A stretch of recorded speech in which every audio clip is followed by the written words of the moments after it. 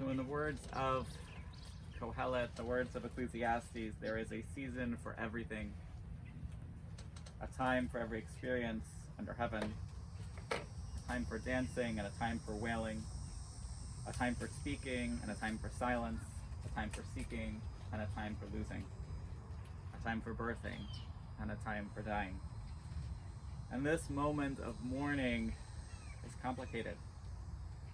We have beautiful memories of Anita. We think of her as a mother, a grandmother, a wife, as an inspiration to so many. And yet we stand here and she is with us in a whole new way. She is not able to celebrate this Yom Kippur with us in quite the way that we would have imagined. And so we connect her memory, and we connect her spirit, we connect her life to the tradition of her life, to her Yehadut, her Yiddishkeit, her Judaism. And we do that through the recitation of psalms, the sharing of stories, and hearing the blessing of her memory. מזמור לנביא אדוני מיקלור בעולך, משכן בהר קודשך, הולך כמים ופועל צדק, ודובר המביא לבבו. לא רגע לא שונו, לא עשה לרעהו רעה, וערפה לא נשא על קרובו. Can we enter God's sanctuary? Can we merit a place in the presence of God? Live with integrity. Do what is right. Speak the truth without deceit. Have no slander upon your tongue. Do no evil to others. Do not mistreat your neighbor. Spurn a contemptible person, but honor those who revere God. Never retract a promise once made, though it may bring you harm. Make these deeds your own, and you shall stand firm forever. Those words come at almost every funeral, and yet they apply in different ways for every person.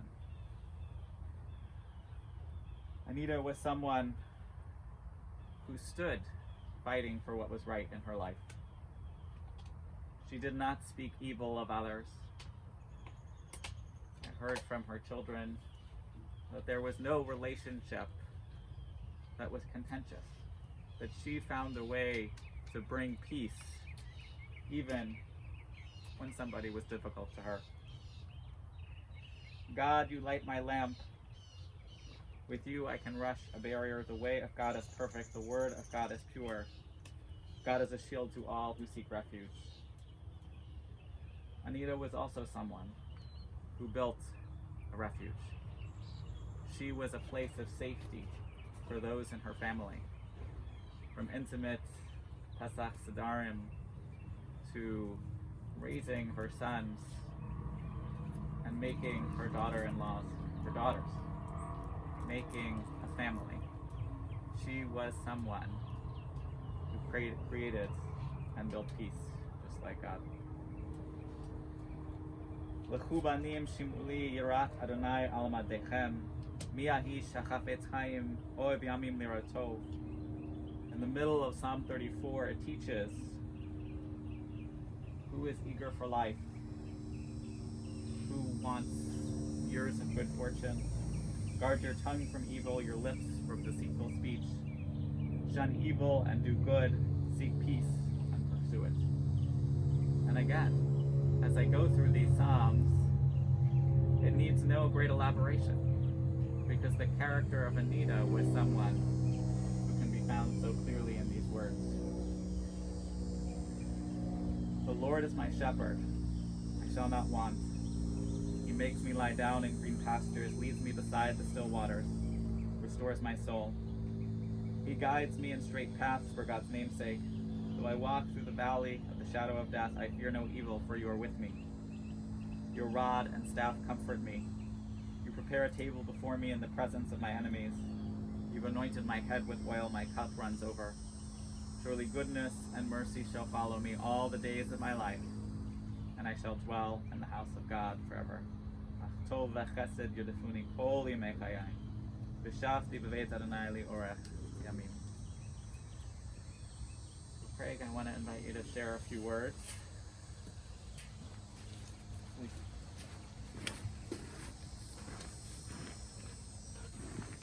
Thanks for coming out. I want to thank especially David Gross for doing heroic work to turn this around in a few hours, and Rabbi for a busy time of the year. So appreciate it. These are crazy times with COVID and politics and a bunch of crap in the world. And somehow we get through this, because my mom would want us to get through this. Her motto was, we got to do this. What choice do we have? But times like this kind of helps you figure out what's important. You know, our mom passed away last night in typical Anita style. Quiet, dignified, classy, beautiful. Makeup on, hair up pretty, determined. She was surrounded by everyone and everything that was most important to her. Let me explain. She had her whole world in that room. She had her two sons. Mom birthed us, raised us, educated us, encouraged us, liked us, and raised two pretty good kids, at least in Mantle and my interpretation. She had two daughters. I think that she never referred to them as in-laws. She fiercely advocated for them, and would definitely have picked us if we ever got divorced, to pick them over us if we ever got divorced. She'd toss us away like cheap suits. She had Crystal. God only makes so many angels. Crystal's an angel. She was my mom's family for the last 6 years. She would not have been alive through yesterday without you. We'll always appreciate that. You're part of our family. You'll always be part of our family. She had a room full of perhaps hundreds of pictures. I don't know if you saw that. Hundreds of pictures, 6 grandkids. All unique, all special, and all angels in my mom's eyes. She had 5 great grandkids. One a little bit more special, Jack Lewis. She had all of you. You were very special to her. You were all incredibly kind to her. You were all very welcoming 40 years ago. She had 2 best friends, Sonia and Marilyn. For that, we'll always be grateful. She had pictures of all of you. She had pictures of her hero, RBG. How ironic is that? Didn't have the guts to tell her she passed.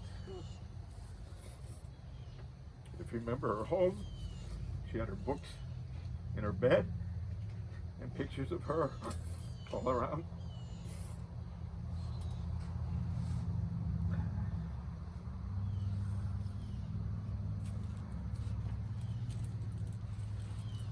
Can't read it, that's right.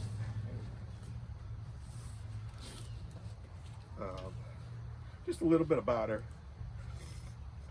The hell with this. Sorry. She was born in Chicago. Her father was from Bohemia. Or Bohemian. Her mother was from Chicago. She had one brother, her best buddy Cal, a few years older. My grandfather and his brothers had a furniture store. They were middle class. It was on the south side of Chicago. Small family. she didn't want for much. She went to summer camp. She went to the University of Wisconsin, studied social work. Never worked a day in her life. She was a member of a sorority, I think it was, what, 85? So one day my dad came to Chicago looking for women. My cousin Libby lined up some women on blind dates. He met my mother, and in true Louis Sher and some degree Craig Sher style, whose favorite line was, "I like it, I buy it." In 3 dates, they were engaged. They got married in Minneapolis because my grandfather was gravely ill, not in Chicago. And she, like a dutiful wife back then, moved to Minneapolis, moved from very reformed to very conservative, kept a kosher house, and pretty much they were locked together for a long, long time. It's fitting that we're here today. My dad's here. 70 years ago they were married. I'm wearing my dad's cufflinks from his wedding, which is pretty amazing.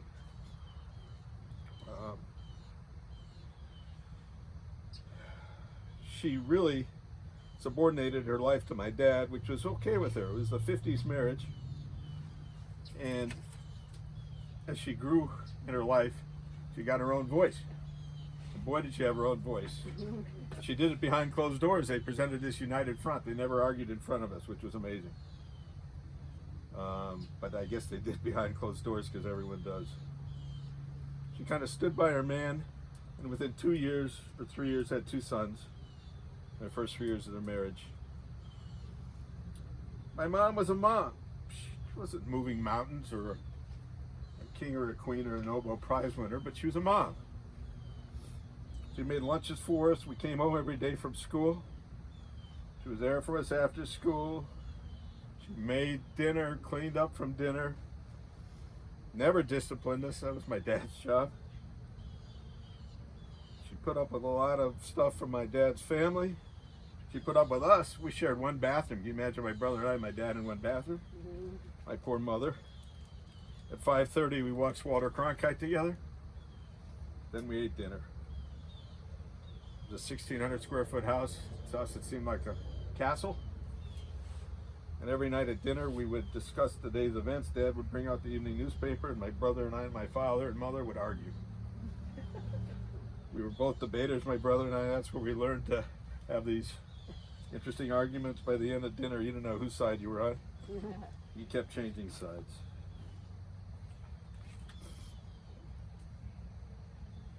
This summer, I saw that evidence when our daughters and I and Judy, I guess my sister in a way, I had to take 4-on-1 in arguments every night.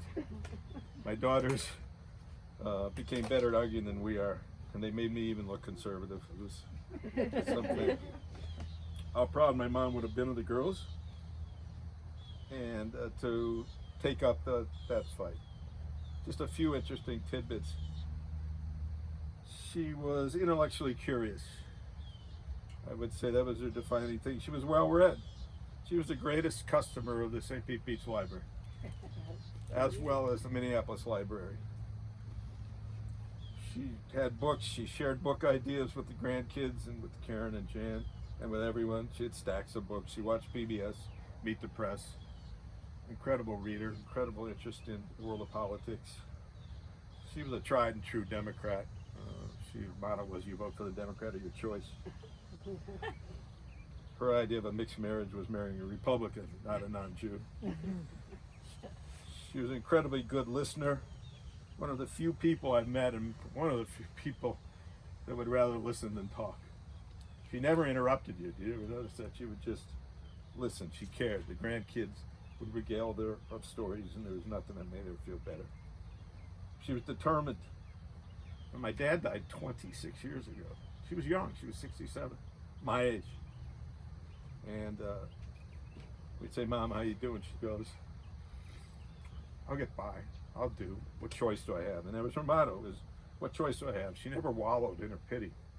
When she had breast cancer, or I lost my dad, she didn't wallow in that. She liked nice things, but didn't have a lot of them. She liked St. John knits. She liked a couple pieces of jewelry. I mean, she probably had less jewelry and clothes than any Jewish women I ever met, but they were nice things. She liked to talk at dinner and lunch, and what's her favorite phrase? You eat a little, you talk a little. She's a good cook. You guys probably didn't get to see a lot of that, but she was a good cook.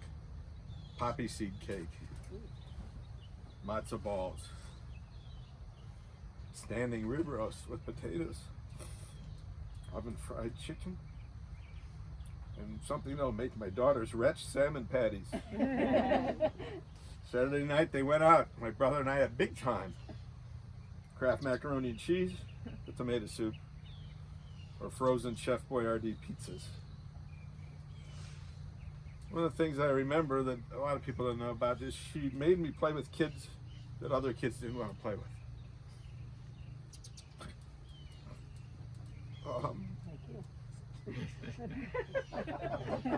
She didn't feel comfortable with kings and queens, or swingers as she called it. But she liked to collect people that other people didn't want to collect. People would come over to the house. My cousin Lester, cousin Lewis, Lenny Lasman, and we would sit and talk for hours. People that, just normal people. Maybe that's where my brother and I got the need to help where we can. She always looked nice. She always put her makeup on and her hair up pretty. She was beautiful. Look at Stacy. You will see her. Look at Jack Lewis. You will see her. Sorry. I'm almost done. Don't worry. No. She found her voice over the years. She was deferential to my dad. But quietly she found her voice and was pretty tough. She was a good daughter, a good husband, a good wife. Sorry. And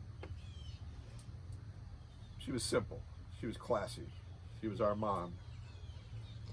Everything she had everything she wanted, everything she had was in that room, is here today, is on this Zoom. That's all she wanted.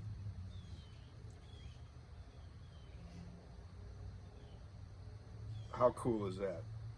That everything you wanted in life, that nothing else you wanted was in this room or in this Zoom. So finally, as we sat in her room yesterday, your mind wanders. You ask yourself, why do we do what we do? Why has our family always tried to do the right thing and help fix the world? Everyone here. It hit me. I think our family is unique.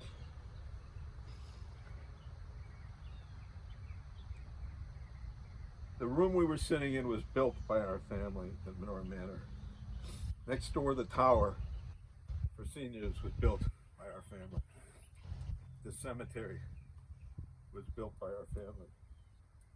Next door at CBI was helped built by our family. Down the street from Menorah Manor, Temple Bethel was built by our family. We're living in a community that in large part was built by our family. So why do we do what we do? To honor our family, to honor our parents, to honor our grandparents, because they helped make us what we are.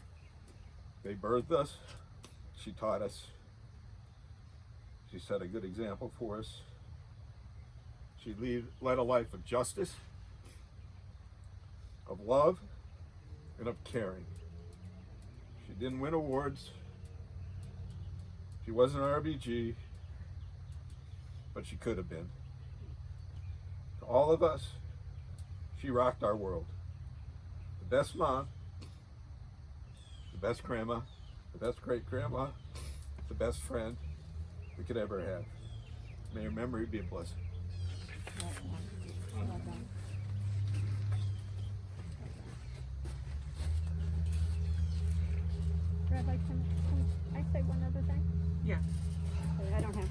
come to, is that where the kids can see her? Yeah.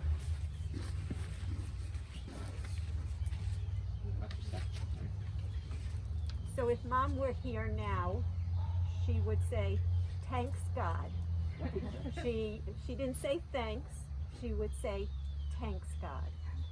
And what you all need to know, and most importantly, her wonderful grandchildren and the partners they've chosen and the partners they are yet to choose, you were all her lifeline. There was never a time she would ask about Michael and refer to him as her favorite grandson, parentheses, her only grandson, or to Loie as her caboose. And to Mindy didn't have a particular name, but Mindy had a wonderful quality. And she was comical with Mom. Like the time Mom, after Dad's death, came up for Shabbat dinner, and Mindy, of course, stayed for Shabbat dinner, and then was racing out of the garage to go meet her friends, and she literally plowed right into Mom's car on the driveway. That in itself isn't so worthwhile to hear about, but she came back into the house. Mom was at the kitchen table still having coffee with us and said, "Feminina, I just banged into your car." And Mom said, as she always would, "Give me a kiss-a-roo." That was another one of her words. Mindy took off, and Mom shrugged her shoulders like no big deal. So what you need to know is Mom would look at all of your beautiful faces and all of you beautiful faces, and the ones we are missing, Nancy and Howard, who thankfully are doing something joyful today, Paul and other people in the community who were a part of her life, and of course the beloved Sonia, Irwin, Uncle Phil, and so many more who were a part of her life. She would look at all of you and simply say, "Thanks God." So we love you. We appreciate the role you had in her life. And thank you all for being you. Thank you, Rabbi.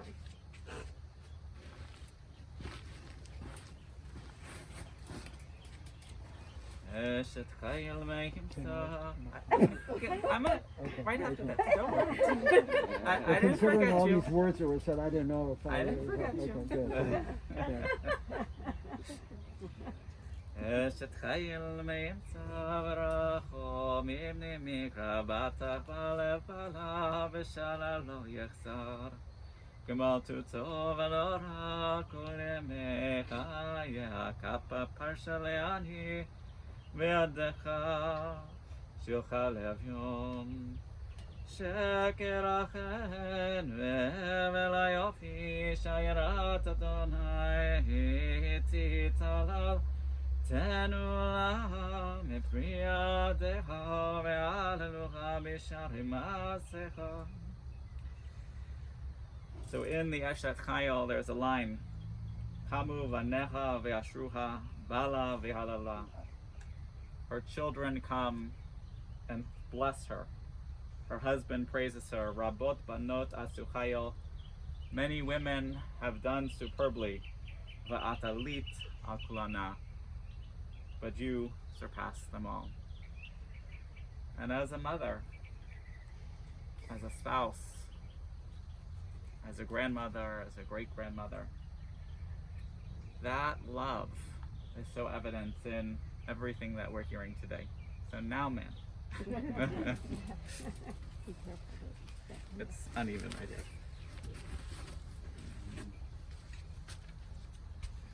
Well,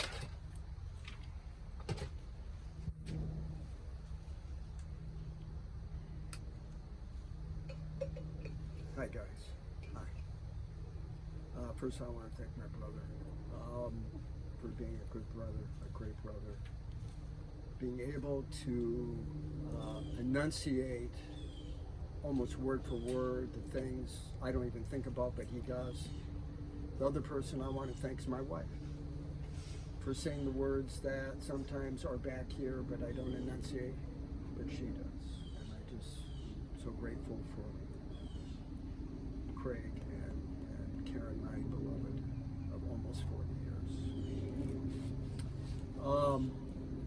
Mom would say, I'll get through it. You heard that already. Mom, you really got through that this week.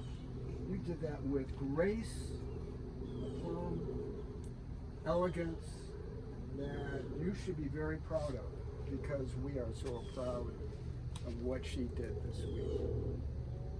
And we're getting through it. You made a hot day for us. There's a little breeze now, but you're making us get through it, and we will. And we'll get through the next days, weeks,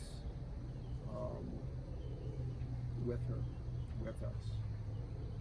Karen's other word we were talking about, her words is to describe Mom, is quiet but resolved. She had a voice that was heard but quietly. And sometimes words are heard better when they're said quietly rather than loudly. And she did that. The other thing that Karen mentioned was, which I think resonates, is what her soul will live on, is the legacy that we've all kind of referred to of Craig and I, our beloved wives, our kids, our great-grandkids, and all of you who will be watching this, that she's infused us, as I know our Father is greatly infused us, that Mom is greatly infused us with something that's going to live on through our kids, our grandkids, and hopefully into ongoing eternity as life continues. And the last thing I want to talk about is everybody here. The devotion that you gave Mom, that we gave Mom, that her parents gave her, that Uncle Cal gave her, that our daughters gave her. And the reason we're devoted to her, she made it so easy. She really made it easy for us. She was likable, and that we could connect with her. So, bye, Mom.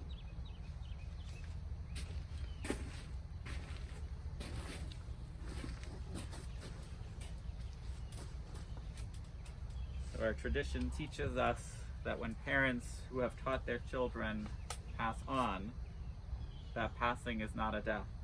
As long as a child lives, there's a part of the parent that cannot die. When alive, a parent rejoices with children. In death, that parent does not grieve. From the wisdom of Ben Sira. So yesterday, we read Parshat Hazinu. It is Moshe's farewell to the Jewish people. Tonight is Yom Kippur. So for just another few hours, we are in the Aseret Yemei Tshuva, this time of repentance, this time of thinking about our actions. And the life of Anita, Hannah Bat Eliezer, concluded in this very auspicious time. We know no one will forget her yahrzeit. And with Lewis's yahrzeit this coming week, and her brother Calvin's last week, this month of Tishrei is really a sacred time for your family, just as it is for the entire Jewish people, but there's a personal connection here. Standing here before her family, following the words of Karen and Craig, or in her words, the rich one, but I don't know what he does, and my son, the doctor. The dream team. I heard, in just so many beautiful memories. And I met Anita many times. And I say met purposefully because each time I met her. And she was excited to see each time. She had such kavod, such respect, that the new rabbi came to visit her. And that type of respect that she had, she knew that when you respect someone, they bring respect to you. That when you show kindness and compassion for someone, they show kindness and compassion for you. she had that quiet resolve, that intellectual curiosity, the desire for knowledge, but also a satisfaction with her life. As Pirkei Avot says, who is rich? The one who is satisfied with their life. And speaking to you, I heard about a loving and devoted mother, a strong feminist, who had that photo of the notorious RBG on the wall, the only non-family photo on a wall of photos. And I have to say, I wonder what she and Ruth Bader Ginsburg are talking about right now. I would imagine the two of them would have strong feelings about the future of the Supreme Court in this country. As Craig mentioned, what her definition of intermarriage was. And while she had those very strong opinions, and eventually was strong to share them, she shared them in that quiet and respectful way. Karen spoke of Anita's ability to get things done, to put her head down and make it happen. Jan shared that she was demure on the outside, especially with Dad, but you knew what she wanted. And Anita supported Louis through and through. Marrying him at 23, she followed him from Chicago to Minneapolis, where they lived for decades before coming here. And there, in Minneapolis, she found some complicated family dynamics, but her quiet strength made for a strong relationship between her sons and their parents.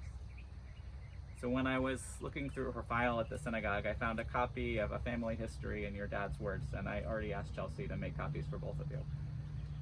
Within it, he spoke about how he found Anita through Libby, that they met in Chicago, and now I'm going to share his words.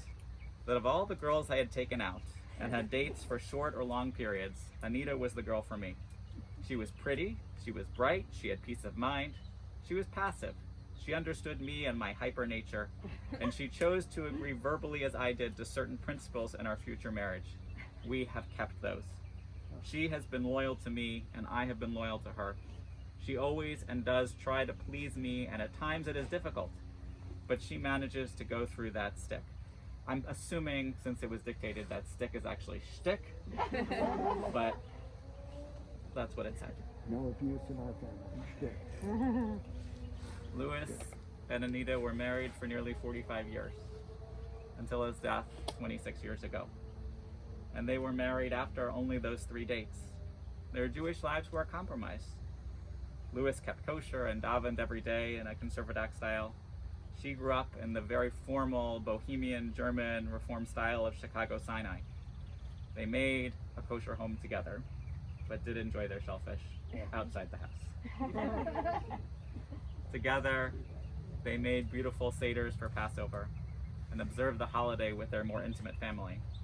And after Mandel and Craig found their homes, and more importantly, Jan and Karen, Anita found joy in her St. Petersburg family.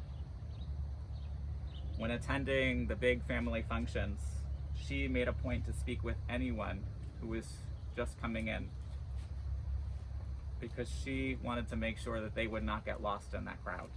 She wanted to make sure that they felt the welcome that she felt from the Millers and Benjamins and everybody. And when they came down, the first thing they did is join CBI, because for them, that devotion and connection to the community, to the Jewish community, was part of what, that's what it means to live a Jewish life for them, to be a part of community. So after Louis's death, her strength and dignity were so clear. She mourned his loss deeply, but she did it in her own quiet way. She enjoyed the company of her children and grandchildren. And she had so much love for Jan and Karen. As Craig said, she made it very clear to them that if there was ever an argument, she was taking their side. And that devotion was mutual, because as often as I found myself in Menorah Manor, I saw you, and I saw you there. And I always saw you. And you can tell the love and devotion that she had for you and that you had for her. So thank you so much. Mandel said that everyone that was around her was devoted to her. Her parents were devoted, her brother was devoted, her sons, her daughter-in-law, her daughters-in-law who became daughters, her grandchildren, her great-grandchildren, the extended family, everybody was devoted to her. He said, I don't know anyone she ever had an altercation with. I can't think of a discordant relationship. I don't know how many people you can say that about. And especially on this day that turns into Yom Kippur, that is a lesson we all could learn from, especially in a time with politics and chaos, especially in a time with pandemic and disease. How can we find ways to continue to share that love, to disagree civilly, to try to make this world just a little bit better? Craig shared that Anita was content being herself. She didn't want to be anyone else. And there's a Hasidic story that many rabbis share on Yom Kippur, so I'll share it now, about Reb Zusha. Reb Zusha was a Hasidic teacher, student, and it said that on his deathbed, he was quaking with fear, he was crying, and his students came to him and said, what are you upset about? You've lived a good life, you've made good choices. You've taught all of us. What could it be? And Zusha said, I'm not afraid of being asked why I was not Moses. God already has a Moses. But I am afraid of being asked by God, Zusha, why weren't you Zusha? Anita was Anita. There was no question. And that lesson on the Erev Yom Kippur is one that we should all remember. That we should be us. But not just the baseline us, the best us. That's what Anita taught us. And that's why we don't have to wonder if her memory will be a blessing, because we know that it will be. So what we're going to do now is, if we can lower the caskets, we will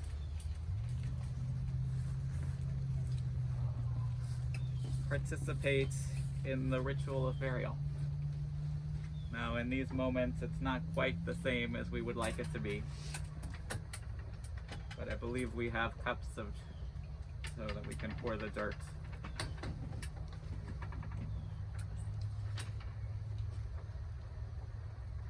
Our God and God of our ancestors, 1,000 years in your sight are a passing hour. The generations come and go, while you, God, endure forever. We are always in your hand, Adonai, in death and in life.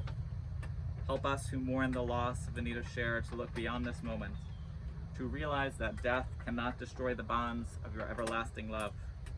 Sustain us with the knowledge afforded by faith that you will not allow us to suffer oblivion, for you, Eternal One, have taught us the way of life.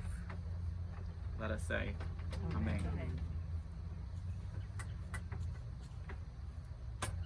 Al Mekoma Tavo B'Shalom. May Anita go into God in peace.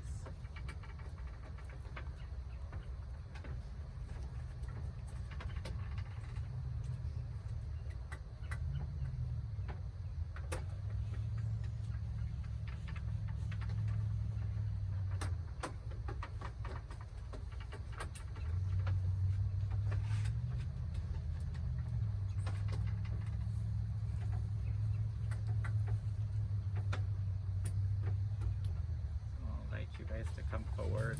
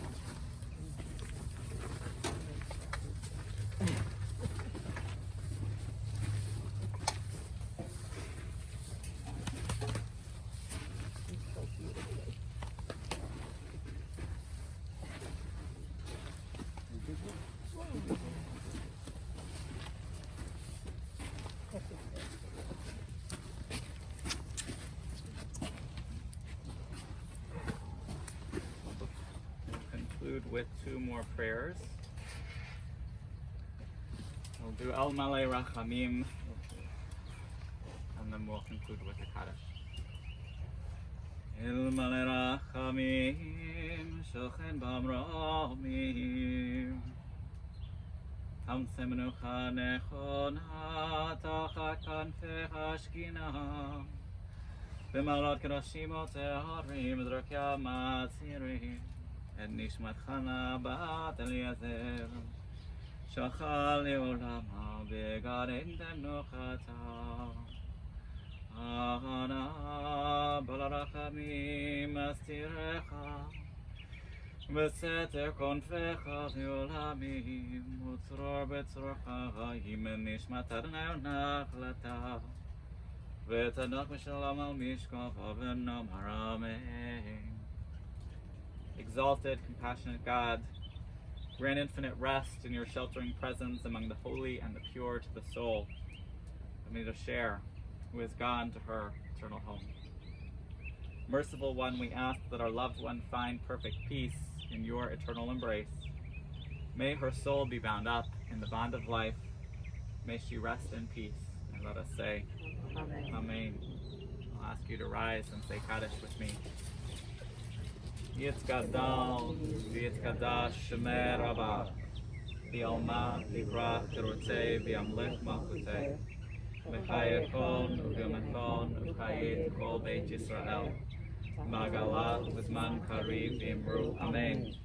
Yehei Shmer Rabah Mevorach, Leolam Alamei Almaya, Yitbarach, Vishtabach, Vitpa'ah, Vitromam, Vitnaseh, V'sadar, v'taleh, v'talal, shmei d'kudsha, v'rechu. La'ela, la'ela, mikol birchata, v'shirata, tushbechata, v'nechemata, dameran, v'yoma, v'yimru. Amen. Yehi shlom araba min shemaya, v'chayim aleinu v'yokol Yisrael, v'yimru. Amen. Oseh shalom v'yimroma, v'yaseh shalom, aleinu v'yokol Yisrael, v'yimru. Amen. So in this moment, our service is concluded. In a slightly different world, we would form two lines to send you back to your cars, so that way everyone could give you a hug as you walked by. But we'll say, Hamakom yanachem etchem b'tok shar avlei Tzion v'Yerushalayim. May you be comforted among all the mourners of Zion and Jerusalem to know that at this very moment, there are people all around the world doing exactly what we have just done, standing at the grave of someone that they love dearly and going into this holiday just a little bit changed. So I wish you peace, I wish you compassion, and may you have an easy fast, a meaningful fast. Gemar Chatima Tova, may you be written and sealed in the book of life.